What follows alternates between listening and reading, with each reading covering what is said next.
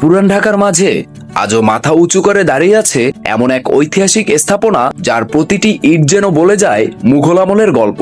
আজ আমরা ঘুরে দেখব ঢাকার অন্যতম বিখ্যাত দর্শনীয় স্থান লালবাগ কেল্লা। কিন্তু জানেন কি, এই কেল্লা আজও অসম্পূর্ণ, আর সেই অসম্পূর্ণতার পিছনেই আছে এক রহস্যময় ইতিহাস। আসসালামু আলাইকুম ভিউয়ার্স, কেমন আছেন সবাই? আশা করি সবাই অনেক অনেক ভালো আছেন। আজকে আমরা এসেছি পুরান ঢাকার লালবাগ কেল্লায়। আজকের ভিডিওতে দেখতে পারবেন সম্পূর্ণ কেল্লা এবং জানতে পারবেন এর ইতিহাস সম্পর্কে। সম্পূর্ণ ভিডিও জুড়ে আমি রাহাত আছি আপনাদের সাথে, আর আপনারা দেখছেন এসএমআর টক।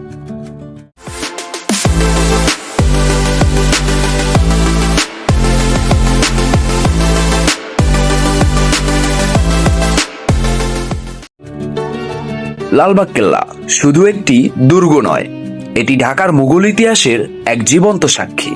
দেশ ও বিদেশ থেকে অসংখ্য পর্যটক ছুটে আসে এই স্থাপত্য আর ইতিহাসকে খুব কাছ থেকে দেখার জন্য। লালবাগ কেল্লার নির্মাণ শুরু হয় ১৬৭৮ সালে। এটি নির্মাণের উদ্যোগ নেন মুঘল সম্রাট আওরঙ্গজেবের পুত্র যুবরাজ মোহাম্মদ আজম শাহ। তখন ঢাকা ছিল বাংলার গুরুত্বপূর্ণ প্রশাসনিক কেন্দ্র। তবে নির্মাণ কাজ বেশি দিন তার তত্ত্বাবধানে ছিল না। পরে দায়িত্ব নেন সুবেদার শায়েস্তা খান। কিন্তু একটি দুঃখজনক ঘটনার পর কেল্লার কাজ আর সম্পূর্ণ করা হয়নি। শায়েস্তা খানের কন্যা পরিবিবি মারা যান, যার কারণে শায়েস্তা খান মনে করেন এই কেল্লা অশুভ হয়ে গেছে, আর সেই কারণেই লালবাগ কেল্লা আজও অসম্পূর্ণ রয়ে গেছে।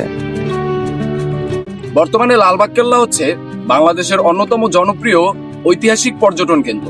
প্রতিদিন দেশ এবং বিদেশ থেকে শত শত পর্যটক এখানে পরিদর্শন করতে আসেন। সুন্দর ফুলের বাগান, লাল দেয়াল, সবকিছু মিলিয়ে এটি নিঃসন্দেহে একটি সুন্দর জায়গা।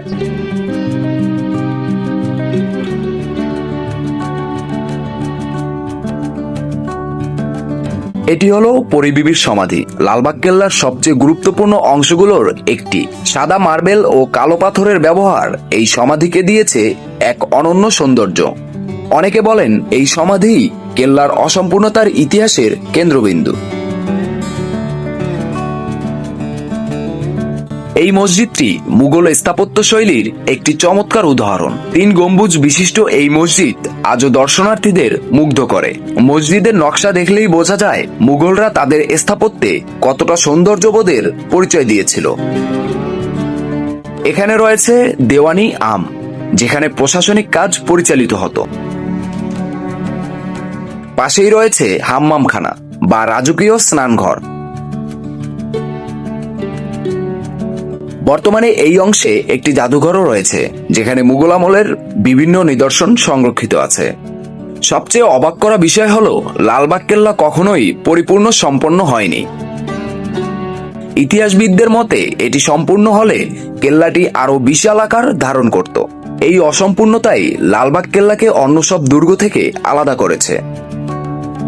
লালবাগ কেল্লা শুধু একটি ঐতিহাসিক স্থাপনা নয়, এটি ঢাকার অতীতের এক নীরব সাক্ষী।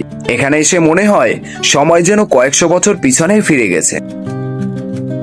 আজকের ভিডিও এই পর্যন্তই। ভিডিওটি ভালো লেগে থাকলে লাইক এবং কমেন্ট করে আপনার মন্তব্য অবশ্যই জানাবেন। আর এমন আরো ঐতিহাসিক স্থাপনা দেখতে এবং তার ইতিহাস সম্পর্কে জানতে চ্যানেলটি সাবস্ক্রাইব করতে ভুলবেন না।